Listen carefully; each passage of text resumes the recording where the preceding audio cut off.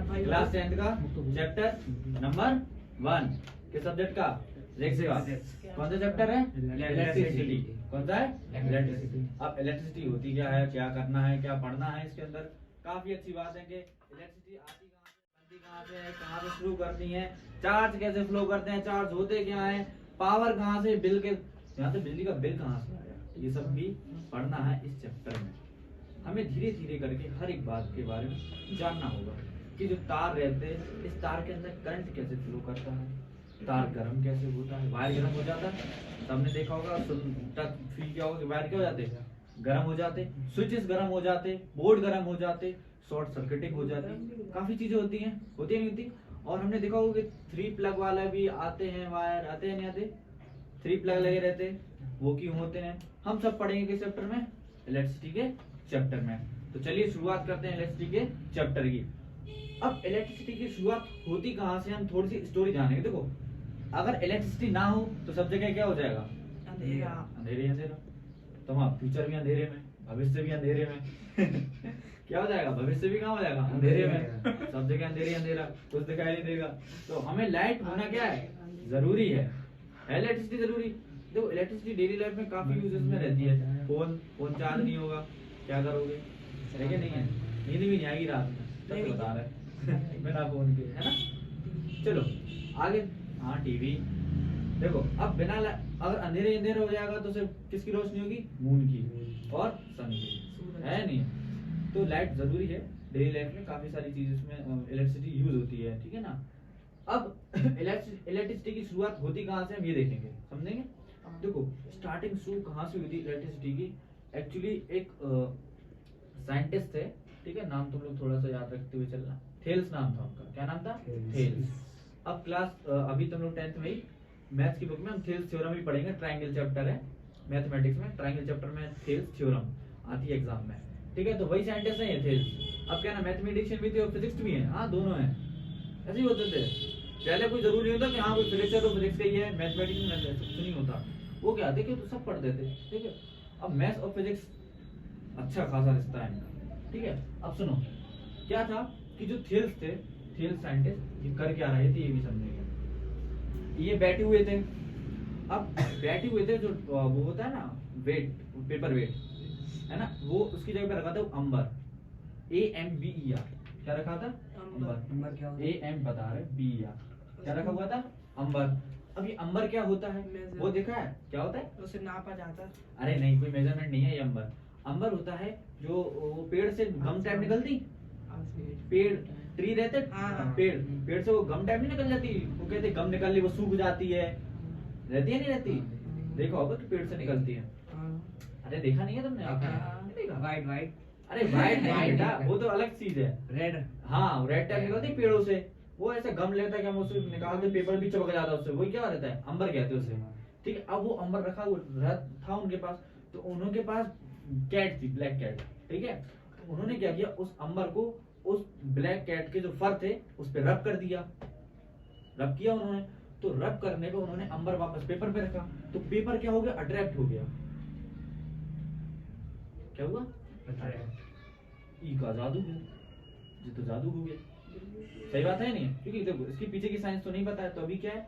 जादू है।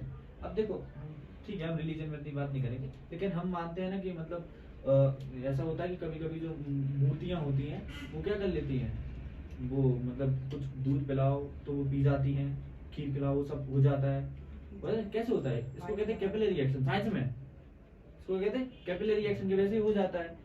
पीछे की साइंस है, लेकिन धर्म के बारे में इतना नहीं, वो उनका सबकी अपनी है, ठीक है? पीछे की साइंस ये तो, और बाकी का सबको पता है। देखो, अब क्या था, अंबर जो था, अब वो अंबर इन्होंने रब किया और क्या हो गया? जादू हो गया। अब मुझे एक बात बताओ, अभी पीछे की साइंस पता है किसी को? नहीं। तो हमारे लिए क्या है ये? जादू। जादू से कम है क्या? तो उन्होंने भी क्या समझा? जादू समझा। ये कहानी कब की है पता है तुम्हें? कब की कहानी सुना रही है? 600 BC की। 600 BC मतलब आज से करीब 2600 साल पहले, तब की कहानी है। अब उनके बाद इन्होंने एक कहानी छोड़ दी, समझ में नहीं आया, उन्होंने सोचा जादू हो गया, ठीक है छोड़ो। इसके बाद आए थे दूसरे साइंटिस्ट, उनका नाम था गिलबर्ट। क्या नाम था? गिलबर्ट। अब इन्होंने तो अंबर और पेपर का यूज पेपर का यूज हुआ था, नंबर ऑफ फर का ले लेंगे, पेपर के साथ हो गया था, क्या ले लेंगे, फर हुआ था। इन्होंने कहा ये चीज अट्रैक्शन वाली, अट्रैक्ट हुई थी या नहीं हुई थी, चीज अट्रैक्ट हुई थी। तो इन्होंने ये देखा गिलबर्ट ने कि ये चीज सिर्फ अंबर और फर के साथ नहीं है, ये चीज किसके साथ है, काफी और ज्यादा चीजों के साथ भी है, जैसे कि ग्लास रॉड हुआ, एबोनाइट रॉड हुई, सिल्क क्लॉथ हुआ, इतनी सारी चीजों के साथ हो रही, सिर्फ क्या अट्रैक्शन वाली चीज है। तो इन्होंने लगा कि सिर्फ इसी के साथ होता, और गिलबर्ट ने क्या बताया, ये तो काफी सारी चीजों के साथ, ग्लास रॉड ले लो, एबोनाइट रॉड ले लो, सिल्क क्लॉथ, वुलन क्लॉथ, इन सब के साथ क्या हो रहा है, ये चीज हो रही है कि इनके साथ रब कर रहा है और दूसरी चीजों को क्या कर रही है, अट्रैक्ट कर रहे हैं। कहानी थोड़ी और आगे बढ़ी है, धीरे धीरे बढ़ती जा रही। अब कहानी थोड़ी और आगे बढ़ने से पहले एक बात हम तुम्हें बताएंगे, काफी इंटरेस्टिंग। अभी तो आजकल वो बहुत हुआ था ना कि मतलब चेयर पे बैठो और हाँ। पीछे से वो मारो, कपड़ा कपड़ा मारो तो करंट लगता है। किसने देखा, सबने देखा है, हमने करा है ना, करा है। इसके पीछे भी यही रीजन है, बताएंगे हम, ठीक है। क्योंकि अपनी क्लास 10 का फिलहाल टॉपिक नहीं है, इसमें इतनी ज्यादा चर्चा नहीं है क्लास 10 के इस चैप्टर में जो हम तुम्हें बताने जा रहे हैं, ठीक है। ये सब क्लास 10 में नहीं कि ये होता कैसे है, ठीक है, लेकिन हम हल्का सा तुम्हें बता देंगे कि क्या कहानी होती है, ठीक है, थोड़ा सा। हाँ, तो गिलबर्ट ने क्या देखा कि ये चीज क्या सिर्फ इनके साथ है, नहीं, किसके साथ है, ग्लास रॉड, प्लास्टिक हो, रबड़ हो, सिल्क क्लॉथ, वुलन क्लॉथ, सबके साथ है। जो तुम लोग करते हो, जो क्या लेते हो, वुलन क्लॉथ लेते, और वो जो जिस पे बैठते हो वो क्या होती है, प्लास्टिक होती है, तो उसके साथ नहीं होता है, हो रहा है नहीं हो रहा, यही चीज थी। तो इन्होंने काफी सारी चीजों के साथ देखा। अब इसके बाद कौन आए, इसके बाद थोड़े टाइम बाद अब बात ये थी कि अट्रैक्शन होता कैसे है। साइंटिस्ट को ये कहानी तो समझ में आ रही थी कि चीजें अट्रैक्ट कर रही हैं। अब ये हमने वही बात बताया था, इंसान क्या कर सकते हैं, थिंक करते हैं कोई चीजों के बारे में कि होता कैसे है ना। तो अब वो यही सोचने लगे कि आखिर ये सब चीजें हो कैसे, क्या रीजन है ये सब होने का। तो कुछ टाइम बाद बेंजामिन फ्रैंकलिन है, तो बेंजामिन फ्रैंकलिन भी इन्होंने थोड़ा बताया कि किस वजह से होता है। कहानी सिर्फ इतनी थी, अभी भी लोगों को सिर्फ किसके बारे में पता था, अट्रैक्शन के बारे में। किसके बारे में, अट्रैक्शन। अट्रैक्शन मतलब तो समझते हो ना, दो चीजें जब क्या आ रही हो, पास में आ रही हो, तो उसको क्या कहते हैं, अट्रैक्शन। हाँ, बताया कि मुस्कुरा रहे हैं, ठीक है। हाँ, देखो इसके बाद कौन है, बेंजामिन फ्रैंकलिन। बेंजामिन फ्रैंकलिन ने क्या किया, उनकी भी कहानी समझे हम। तो बेंजामिन फ्रैंकलिन थे, इन्होंने पतंग में, काइट में स्ट्रिंग बांधी, मतलब धागा बांधा और उसको उड़ाया था, और चाबी बांधी थी, याद हो बचपन में छोटे क्लास में स्टोरी भी थी इसके ऊपर। तो वो लाइटनिंग से उस की में गया था, तो की से वो स्ट्रिंग से होती हुई उनके हाथों में उन्हें क्या हुआ, थोड़ा सा फील हुआ कि कुछ तो है, कुछ तो है। तो इसके बाद काफी रिसर्चेस की, काफी बातें हुई, तब जाके उन्हें समझ में आया कि ये सब क्या है, चार्जेस की वजह से। किसकी वजह से, चार्जेस। किसकी वजह से ये कहानी, चार्जेस। इन्होंने बताया था कि चार्ज दो तरीके के होते हैं, पॉजिटिव और नेगेटिव। क्या होते, दो तरीके के। कौन कौन से चार्ज, पॉजिटिव और नेगेटिव। इन्होंने चार्जेस के बारे में बताया अभी। इन्होंने ये तक बताया कि जो पॉजिटिव चार्ज होंगे वो क्या करेंगे, रिपेल करेंगे, अट्रैक्ट, रिपेल क्या करेंगे, रिपेल। और पॉजिटिव नेगेटिव होंगे क्या करेंगे, अट्रैक्ट। और नेगेटिव अट्रैक्ट, नहीं रिपेल। क्या करेंगे, ये दोनों क्या करेंगे, रिपेल करेंगे, और ये दोनों क्या करेंगे, अट्रैक्ट। सही है, ये नहीं है, ये लड़का लड़के को अट्रैक्ट करेगा। आज कौन किसको करेगा बेटा, करेगा नहीं करेगा, बॉयज को अट्रैक्ट नहीं कर सकता, बॉयज को करेगा, समझ में आया। तो अट्रैक्शन रिपल्शन किसने बताया था, बेंजामिन फ्रैंकलिन। इतनी ही कहानी पता था, अभी तक यही सब चल रहा था। आज यही है हुक्म है हमारे। स्टार्टिंग में क्या है, चार्जेस के बारे में, इलेक्ट्रिसिटी क्यों इम्पोर्टेंट है ये बताया है, ठीक है। तो चार्जेस होता क्या है, डेफिनेशन नहीं है, चार्जेस होता क्या एक्चुअली, हमने ये तो पता है चार्जेस दो तरीके के होते हैं। कौन कौन से, पॉजिटिव और नेगेटिव। पॉजिटिव क्या करेगा, नेगेटिव रिपेल, और पॉजिटिव नेगेटिव अट्रैक्ट। समझ में आया नहीं आया। अब देखो इसके बाद हम चार्ज की डेफिनेशन देखेंगे, पढ़ तो लिया। चार्ज होता क्या है ये समझो, चार्ज क्या है यहाँ पे लिख देते हैं, ठीक है। चार्ज की डेफिनेशन, चार्ज लिख लेना तुम लोग। It is an intrinsic property, it is an intrinsic property due two of a metal, it is intrinsic property of a metal due to which it produce electric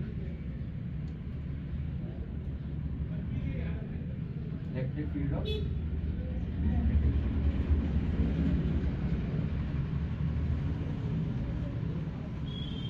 ठीक है।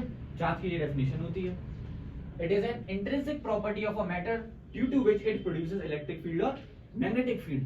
देखो charge क्या है, एक इंट्रिंसिक प्रॉपर्टी है। Intrinsic मतलब fundamental, fundamental मतलब बिल्कुल सबसे यही है, इसी से सब चीजें हैं।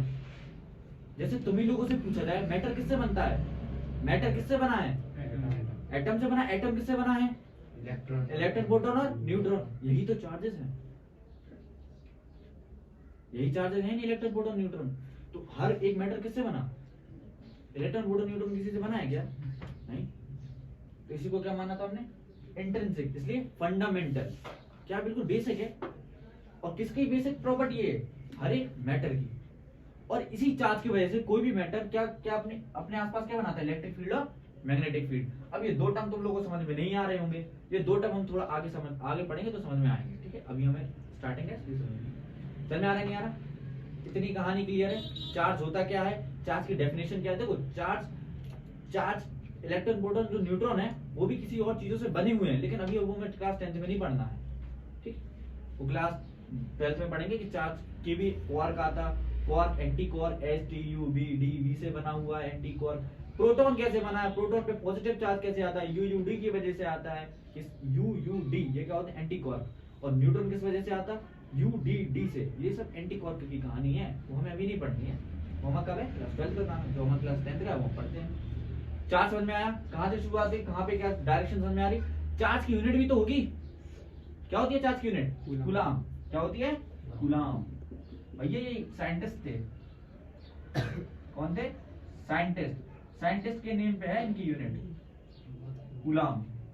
चार्ज की यूनिट क्या है, कूलाम। साइंटिस्ट का पूरा नाम था ऑगस्टिन डी कूलाम, ठीक है। साइंटिस्ट का पूरा नाम था ऑगस्टिन डी कूलाम। उन्हीं के नाम पे चार्ज की क्या रखी गई, यूनिट रखी गई। भैया ऐसा क्यों किया, चार्जेस बताया बेंजामिन फ्रैंकलिन ने, कहानी सुना रहे कूलाम की। देखो बेंजामिन फ्रैंकलिन ने सिर्फ एक प्रॉपर्टी बताई थी तुम्हें, वो भी कौन सी, अट्रैक्शन और रिपल्शन वाली। लेकिन ज्यादातर चार्जेस का बिहेवियर किसने एक्सप्लेन किया, कूलाम। तो यूनिट किसके नाम पे चली गई, कूलाम। देख रहे तुम पॉलिटिक्स यहाँ पे, ठीक है। इसकी स्मॉलेस्ट यूनिट भी होती है, लार्जेस्ट यूनिट भी होती है। स्मॉलेस्ट यूनिट होती है ESU होती है, इलेक्ट्रोस्टैटिक यूनिट, और लार्जेस्ट यूनिट होती है फैराडे, ठीक है। देखो स्मॉलेस्ट यूनिट क्या होगी और लार्जेस्ट यूनिट क्या होगी, इसको यहाँ पे लिखेंगे। स्मॉलेस्ट यूनिट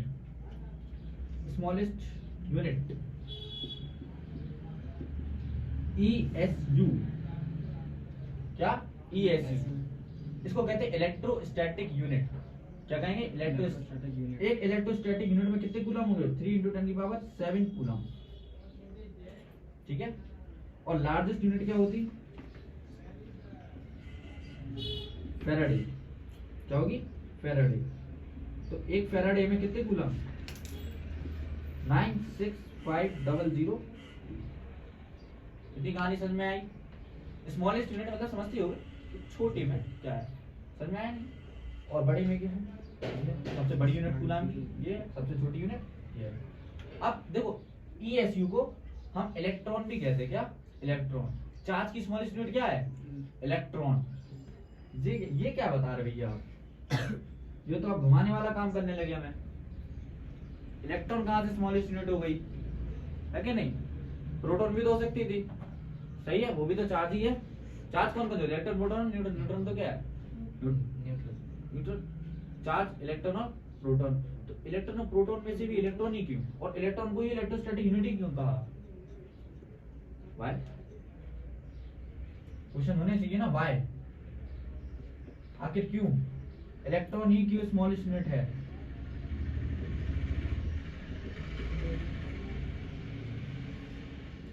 हम समझेंगे थोड़ी देर बाद, पहले इसको नोट कर लें अपन, जगह नहीं है बोर्ड पे, पहले इसको नोट करो, फिर हम समझेंगे क्या है इलेक्ट्रॉन ही क्यों स्मॉलेस्ट यूनिट डिसाइड की गई, किसकी, चार्ज की, प्रोटॉन क्यों नहीं, ठीक है। चलो नोट करो।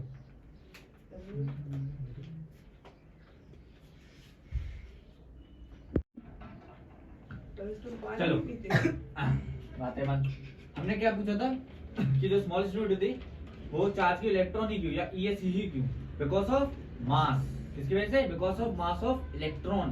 क्योंकि देखो अब जो मास होता है इलेक्ट्रॉन का, अगर कहानी समझेंगे, इलेक्ट्रॉन का जो मास होता है वो 9.1 into 10 की power -31 kg, whereas the mass of a proton is 1.67 into 10 की पावर -27 kg। अब मुझे ये बताओ किसका मास ज्यादा है, प्रोटॉन का या इलेक्ट्रॉन का? इलेक्ट्रॉन का ज्यादा है या प्रोटॉन का? प्रोटॉन का। बेटा माइनस में जिसकी पावर कम रहती वो उतना ही ज्यादा, माइनस में पावर जिसकी ज्यादा उतनी उसकी वैल्यू कम। तो मास किसका कम होगा? इलेक्ट्रॉन का। ज्यादा किसका होगा? प्रोटॉन का। तो प्रोटॉन का मास क्या होता है? ज्यादा होता है एज कंपेयर टू इलेक्ट्रॉन। अब मुझे बताओ कि जिसका भार ज्यादा होगा वो चीज छोटी होगी या बड़ी होगी? बड़ी होगी। और जिसका मास कम होगा तो वो साइज में क्या होगी? छोटी तो होगी। इसी वजह से चार्ज की स्मॉलेस्ट यूनिट क्या होती है? इलेक्ट्रॉन या ईएस। क्लियर है? ईएस क्या होगा? Electrostatic unit, ESU। ठीक है, चार्ज में तो समझ आया। अब हम चार्ज का एक फॉर्मूला देख लेंगे। चार्ज का फॉर्मूला होता है Q = NE। क्या होता है? NE। अब ठीक है, वो प्लस माइनस भी आगे लगा हुआ होता है। ठीक है, चाहो तो प्लस माइनस ई लगा तो बता देंगे इसके आगे जब हम पढ़ेंगे करंट के बारे में। तो प्लस माइनस का मतलब क्या होता है, ये प्लस माइनस दोनों कैसे आ जाते हैं, ठीक है, बताएंगे कि प्लस माइनस बताता क्या है तुम्हें जब आगे पढ़ेंगे। ठीक है, अभी देखो, हाँ हम चार्ज का फॉर्मूला क्या होता है? Q = NE, where N = क्या होता है? Number of electron. क्या होता है? Number of electron. और E क्या होता है? Elementary charge. क्या होता है? Elementary charge. एलिमेंट्री चार्ज मतलब एक चार्ज, क्या? Unit charge. और इस यूनिट चार्ज की वैल्यू कितनी होती है E की? 1.6 into 10 की पावर -19। अब थोड़ा सा समझना, ठीक है, इस फॉर्मूले का मतलब ध्यान से देखो।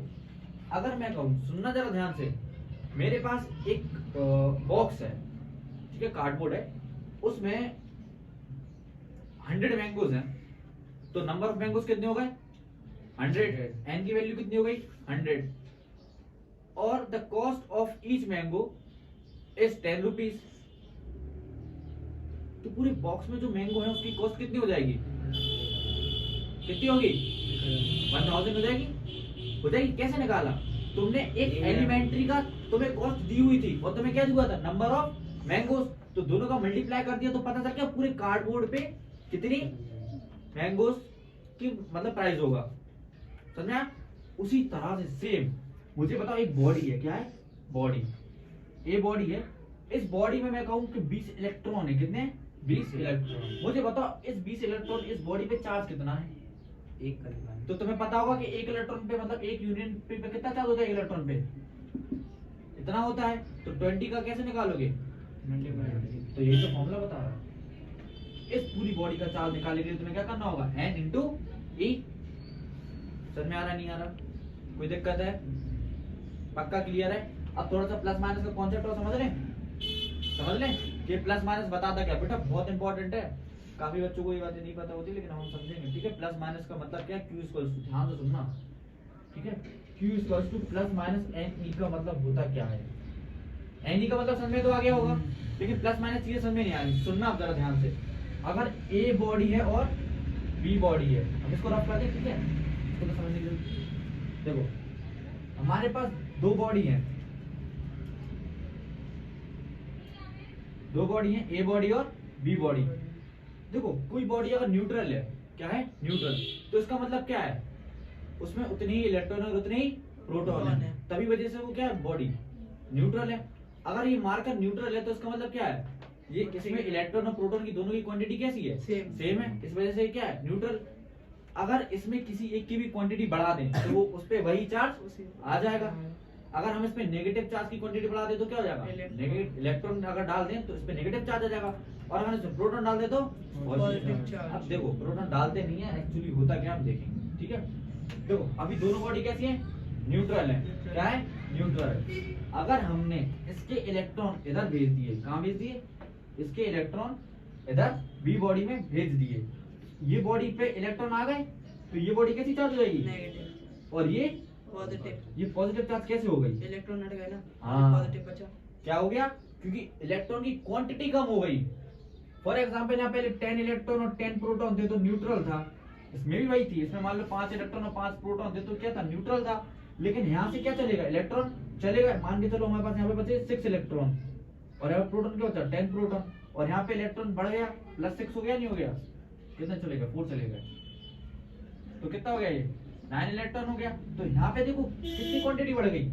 इधर पे प्रोटॉन की, और यहाँ पे देखो किसकी बढ़ गई? नेगेटिव। तो ये बॉडी कैसी चार्ज हो गई? नेगेटिवली। और ये चार्ज कैसी हो गई? पॉजिटिव। तो पॉजिटिव चार्ज तुम्हें ये बताता है कि यहाँ पे डिफिशियंसी ऑफ इलेक्ट्रॉन है। क्या है? Deficiency of electron. Excess of electron. और नेगेटिव चार्ज तुम्हें क्या बताता है? कि यहाँ पे क्या? Excess of electron. समझ में?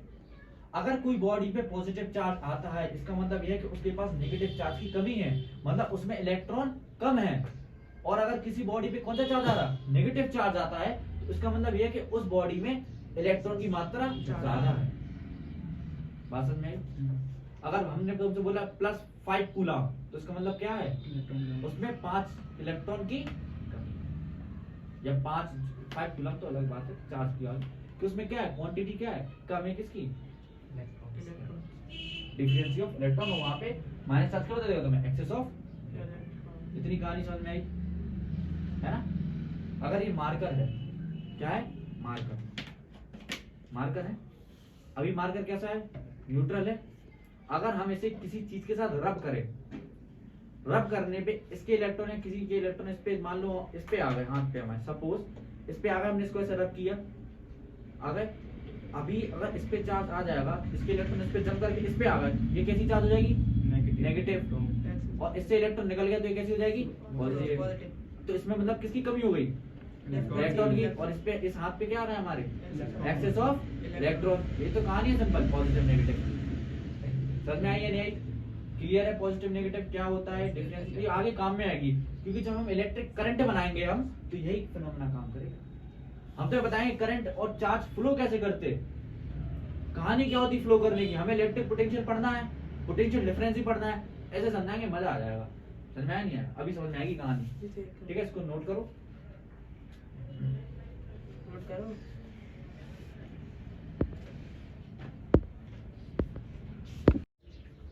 ठीक है, इतना हो गया। अब देखो, अब एक क्वेश्चन है जो पूछते हैं, ठीक है, कि how many electrons in 1 coulomb of charge. क्या क्वेश्चन है?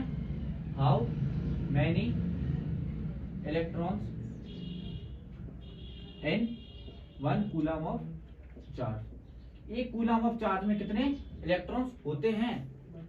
ठीक है, तो देखो न्यूमेरिकल करने का सबसे इजी तरीका बताते हैं हम। सुनो क्या होता है न्यूमेरिकल करते टाइम, जो दिया है वो लिखते जाओ और जो पूछा है वो भी लिखो। समझ में आ रहा नहीं आ रहा? जैसे हाउ मेनी इलेक्ट्रॉन्स, मतलब तुमसे क्या पूछ रहे होंगे? नंबर ऑफ इलेक्ट्रॉन्स, मतलब किसकी वैल्यू पूछोगी? एन की। और तुम्हें दिया क्या है? 1 कूलम। कूलम किसकी यूनिट होती? चार्ज की होती। चार्ज किससे रिप्रेजेंट करते हैं? क्यू से। तो ये किसकी वैल्यू दी है? क्यू। क्यू की कितनी है? 1 कूलम। तो तुम्हें क्यू दिया है, एन और एन पूछा है, तो क्यू का फॉर्मूला भी पढ़ा था हमने, क्या होता है? N e. होता है नहीं होता? तुम्हें क्या निकालना है? एन। एन इसको क्या हो जाएगा? क्यू अपॉन ई। क्यू की वैल्यू कितनी है? 1। और ई की कितनी बताई थी हमने एलिमेंट्री चार्ज की? 1.6 × 10⁻⁻90। कैलकुलेशन में थोड़ा ध्यान देना, पॉइंट हटाओगे ऊपर 0 बढ़ेगा। अब n इक्वल टू क्या हो जाएगा? देखना, हम इसे 10/16 और ऊपर ले जाओगे इस पावर को, तो माइनस की ऊपर जाएगी, किसकी हो जाएगी? प्लस की। ये तो पता है। यहाँ 10 की पावर 19 है, क्या हम एक उससे उधार ले लें? उधार क्या ले ही ले रहे, छीन ले रहे, हमारी प्रॉपर्टी। 10 की पावर 18 हो जाएगा। अब देखो, अभी 10 से 16, मतलब 16 से 10 डिवाइड नहीं हो रहा था, लेकिन अब हम इसको डिवाइड करेंगे तो हो जाएगा कितने टाइम्स होगा? 6.25 × 10 की पावर 18। तो 1 कूलम चार्ज में कितने इलेक्ट्रॉन होते हैं? 6.25 इलेक्ट्रॉन्स होते हैं × 10 की पावर 18। समझ में आया नहीं? क्लियर है ना कि 1 कूलम चार्ज में कितने नंबर ऑफ इलेक्ट्रॉन्स होंगे? 6.25 × 10 की पावर 18। यही एग्जाम में आता है, ये मतलब एमसीक्यू वगैरह में क्या आ जाएगा, ये क्वेश्चन आ जाएगा, तो वो मान टिक कर देना। ये 6.25 × 10 की पावर 18 इलेक्ट्रॉन। सीधा सॉल्व कर दो। तो क्वेश्चन सॉल्व करने के लिए तो सॉल्व कर दो। नहीं, सीधा नहीं कर सकते। किसमें? एमसीक्यू में क्या क्या पता ही होगा। हाँ, और एमसीक्यू में पूछा तो क्या सॉल्व करना, सीधा पता है तुम्हें? समझा नहीं? जल्दी नोट करो। सबसे होमवर्क में है कि तुम्हें बताना है। होमवर्क है अब तुम्हारा, मतलब घर से क्या करके आओगे, यही नंबर ऑफ इलेक्ट्रॉन्स बताने। क्या बताने? Number of electrons. अगर क्यू की वैल्यू कितनी है? 3 कूलम। नंबर ऑफ इलेक्ट्रॉन्स बताने, अगर क्यू की वैल्यू कितनी है? 5 कूलम। ठीक है। अब तुम्हें नंबर ऑफ इलेक्ट्रॉन हमने तुम्हें दिए हैं 2 × 10⁻10, तो तुम्हें क्यू बताना है। और अगर ए बी सी, तुम्हें एन की वैल्यू गिवन है 3 × 10⁻6, तुम्हें क्यू बताना है। ये नोट करो, इसे समझ में नहीं ये करके आना है। देखो एक बार और समझेंगे। देखो सबसे पहले क्या पूछा? How many electrons in 1 coulomb of charge, कि 1 कूलम चार्ज में कितने इलेक्ट्रॉन्स होते हैं। तो हमने क्यू का फॉर्मूला पढ़ा था n × e। क्यू कितना गिवन है हमें? 1 कूलम। पूछा क्या है? n। तो यहाँ पे क्या रखोगे? n = q/e। तो यहाँ पे क्या आएगा? 1/1.6 × 10⁻⁻19। पॉइंट हटाओगे, ऊपर क्या बढ़ जाएगा? 0। नीचे माइनस से ऊपर जाके क्या हो जाएगी? Power plus. तो यहाँ पे 10 की पावर कितना था? 90। हमने एक इससे ले लिया तो कितना बचेगा? 10 की पावर 18। यहाँ पे 10 पर क्या हो जाएगा? 100। जब इसे 100 को 16 से डिवाइड करोगे तो कितना आ जाएगा? 6.25। करके देखना कितना आएगा? 6.25 × 10 की पावर 18। तो पता चल जाएगा। ठीक है, नोट करो इसे।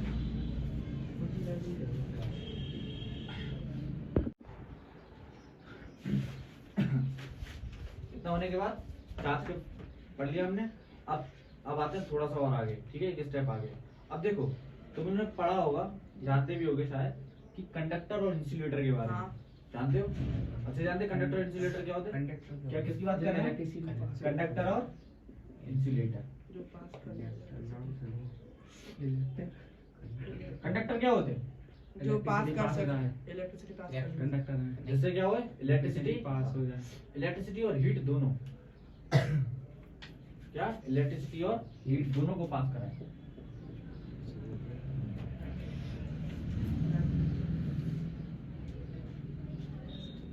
Those substance through which electricity and heat can pass through easily is called conductors या are called conductors. For example, क्या क्या आ जाएगा कंडक्टर में? बताओ। आयरन हो जाएगा, सिल्वर हो जाएगी, गोल्ड भी हो गोल्ड भी हो जाएगा, जाएगा, कॉपर भी हो जाएगा, एल्यूमिनियम भी हो जाएगा, जिंक भी हो जाएगा, मैग्नीशियम भी हो जाएगा, सोडियम भी हो जाएगा, सब हो जाएगा। पूरे एलिमेंट ही हो गए। इंसुलेटर में इंसुलेटर में प्लास्टिक, टेबल हाँ टेबल आएगा, रबर, वुड। वुड। प्लास्टिक में तो शायद समझाया होता नहीं है है? ना। हाँ, करना घर पे जाके करंट पास। अरे भैया प्लास्टिक देखो, में नहीं होगा। अभी ठीक है? आप आर्मी में बैठा लो। रबर में नहीं होता। देखो, वुड में अब नहीं सुनो, होता। अब ऐसा होता क्यों है कि कंडक्टर में कंडक्टर से करंट पास हो जाएगा और इंसुलेटर से नहीं होगा? पता होगा ना, जब भी हम लाइट वगैरह सही करते हैं या तार वगैरह करते हैं तो क्या कहते हैं? क्या पहन के करो? कहते हैं स्लीपर्स पहन के, या फिर किसी लकड़ी के उस पे खड़े होकर। कहते हैं नहीं कहते?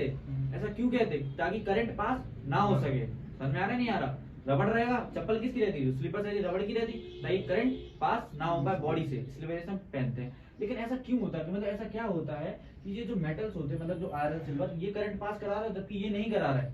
कोई ना कोई रीजन तो होगा इसके पीछे। अब वो रीजन देखेंगे। तो करंट जो पास होता है वो सिर्फ किस वजह से? क्योंकि इसके पास होते फ्री इलेक्ट्रॉन। क्या होते? Free electron. इसके पास फ्री इलेक्ट्रॉन नहीं होते। अब समझना क्या होता है फ्री इलेक्ट्रॉन, क्या कहना चाह रहे हैं। तो हमारे पास मान लो ये मेटल है, क्या कोई मेटल है, और ये हमारे पास क्या है? Non metal. ठीक है, या फिर प्लास्टिक वगैरह कुछ भी हो। इसके पास क्या होते? इलेक्ट्रॉन्स होते फ्री। मतलब इस बॉडी के पास इलेक्ट्रॉन्स क्या होते? इसी के अंदर घूमते रहते हैं। किसके अंदर? मेटल के अंदर। इसके अंदर घूमते नहीं है, इसके पास होते ही नहीं है, तो घूमेंगे कब? अब हमने इसमें से वायर लगाया, जिसमें क्या बह रहा? फ्लो क्या कर रहा? करंट। क्या कर रहा? करंट। अब इस करंट को यहाँ से यहाँ पास कराने के लिए कौन है? इलेक्ट्रॉन। अब ये करंट जाएगा तो इससे मिल जाएगा, ये इसको देगा, ये इसको देगा, सबको देगा, तो पूरी बॉडी में क्या फैल जाएगा? करंट। अब इसमें वायर लगाया, कौन है? कोई है ही नहीं, कोई है ही नहीं है। कहाँ से करंट पास करेगा? क्या फ्लो करा पाएगा कोई बॉडी में करंट? क्योंकि करंट को कैरी करने के लिए कोई ना कोई तो होना चाहिए ना। यहाँ पे कौन है? Free electron. यहाँ पे कोई है? ठीक है, याद रखना जो वायर्स रहते या जो कंडक्टर्स रहते हैं उनके पास क्या रहता है, फ्री इलेक्ट्रॉन। Electrons। क्वेश्चन पूछते हैं व्हाई, तो ड्यू टू फ्री इलेक्ट्रॉन। समझ में आया? हाँ। ठीक है ना? इसके तो अंदर क्या करना- रहता है फिर? किसके अंदर? प्रोटॉन। इसके अंदर होते हैं लेकिन फ्री नहीं होते, फ्री नहीं होते, मैं फ्री नहीं होंगे, तो मतलब इसके अंदर प्रोटॉन और न्यूट्रॉन दोनों होंगे लेकिन फ्री नहीं होंगे, इसके अंदर फ्री होते, इसके पास फिक्स होंगे, जितने नंबर इलेक्ट्रॉन उतने ही प्रोटॉन, तो फ्री नहीं है, एटम में ही है लेकिन फ्री नहीं। इसके पास क्या होते, इलेक्ट्रॉन फ्री होते, फ्री होते हैं। ठीक है। प्रोटॉन क्यों नहीं होती? प्रोटॉन कहाँ रहता है, न्यूट्रॉन न्यूक्लियस में, न्यूक्लियस बाहर कौन रहता है, रिवॉल्व करता है, इलेक्ट्रॉन। ठीक है। समझ में आया नहीं आया? तो ये कंडक्टर इंसुलेटर की कहानी ये। अब इलेक्ट्रिसिटी दो तरीके की होती, इलेक्ट्रिसिटी कितने तरीके की होती, दो तरीके। अब दो तरीके की इलेक्ट्रिसिटी होती, हमने तो एक ही तरीके की सुनी है, एक ही टाइप की होती है। क्लासिफिकेशन है इलेक्ट्रिसिटी का दो चीजों में, एक होती स्टैटिक, कौन सी होती, स्टैटिक, और एक होती करंट। हमें अभी क्लास 10 में पढ़ना है करंट इलेक्ट्रिसिटी के बारे में, स्टैटिक इलेक्ट्रिसिटी के बारे में नहीं पढ़ना है, ठीक है। करंट इलेक्ट्रिसिटी क्या होती है, जिसमें चार्ज किसमें होते हैं, मोशन में। स्टैटिक इलेक्ट्रिसिटी होती है जिसमें चार्ज किसमें होते हैं, रेस्ट पे। स्टैटिक में क्या होता है, चार्ज किस पे होते हैं, चार्जेस एट रेस्ट। और करंट में क्या होता है, चार्जेस किसमें होते हैं, मोशन। मतलब जब चार्ज फ्लो करेगा, क्या करेगा, फ्लो करेगा, मोशन करेगा, तो क्या बनेगा, Current। करंट। और जब चार्ज रेस्ट पे होगा तो क्या होगा, Static। Static electricity.